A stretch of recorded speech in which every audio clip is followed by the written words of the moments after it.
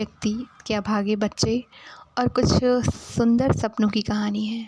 कहानी का प्रमुख चरित्र वह है, क्योंकि कहानी जो है वो उत्तम पुरुष शैली में लिखी गई है, इसलिए उत्तम पुरुष शैली में लिखते वक्त लेखक जो है वो या तो मेन कैरेक्टर को मैं के रूप में प्रस्तुत करता है या फिर वह के रूप में। तो यहाँ पर जो मेन कैरेक्टर है वो वह के रूप में प्रेजेंट किया गया है। तो मेन जो कैरेक्टर है वो वह है और उसकी पत्नी मर चुकी है। उसका बेटा मुन्नू, जिसे उम्र के लिहाज से तो तीसरी या चौथी कक्षा में होना चाहिए था, आज तक स्कूल गया ही नहीं है। वह जो है वह अपनी पत्नी के मरने के बाद अपने ससुराल में ही रहता है, ताकि उसका जो बेटा है मुन्नू वो अपने रिश्तेदारों के साथ खुशीपूर्वक रह सके और उसको रिश्तेदारों का सुख मिल सके। वह जो है वो लगभग 100 रुपये मासिक कमाता है और एक ख़राब सी कोठरी में रहने के बदले उसे अपने ससुर को 100 रुपये देने पड़ते हैं। बाकी जो बच्चे हैं घर के इनके वो सभी स्कूल जाते हैं, किंतु मुन्नू पर कोई ध्यान नहीं देता है। संयुक्त परिवार के सभी लोग अपनी अपनी ज़रूरतों के लिए मुन्नू से काम कराते हैं। वह अपने पिता से बिल्कुल कट गया है, यानी जो मुन्नू है वो अपने पिता से पूर्णतः कट चुका है। उसके पास तक जाता नहीं है और उससे बात करने में उसे झिझक होती है।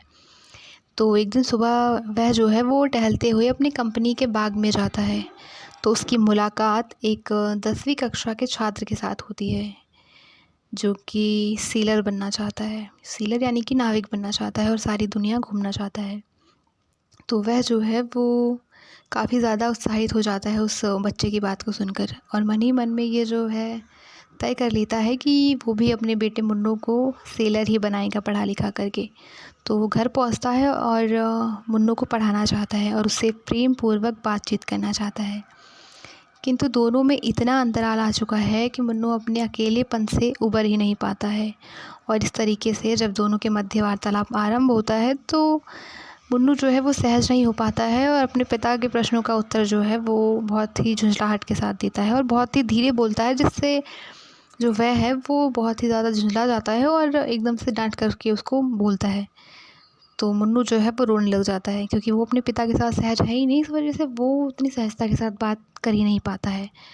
और अब जो वो है यानी वह जो है वो काफ़ी ज़्यादा परेशान है और वो समझ नहीं पा रहा है कि वो किस प्रकार से अपने बेटे के साथ अपने इस संबंध को आगे लेकर जाएगा और कैसे अपने बच्चे के फ्यूचर के बारे में बात करे उससे। तो कहानी की संवेदना का जो केंद्रीय बिंदु है वो ये है कि संयुक्त परिवार के भीतर भी किस तरह छोटे बच्चों का बचपन छिन जाता है, और दूसरा पक्ष ये है कि गरीब व्यक्ति एक तरफ तो अपनी गरीबी से लड़ना चाहता है और दूसरी तरफ अपनी संतान को सफल बनाना चाहता है, किंतु इन दोनों ही द्वंद्वों में उलझकर वह जीवन संघर्षों और स्वप्नों से तटस्थ हो जाता है। एक अर्थ में सारा द्वंद्व जो है वो सपनों का है और सपनों के टूट जाने वाली परिस्थितियों के बीच का है।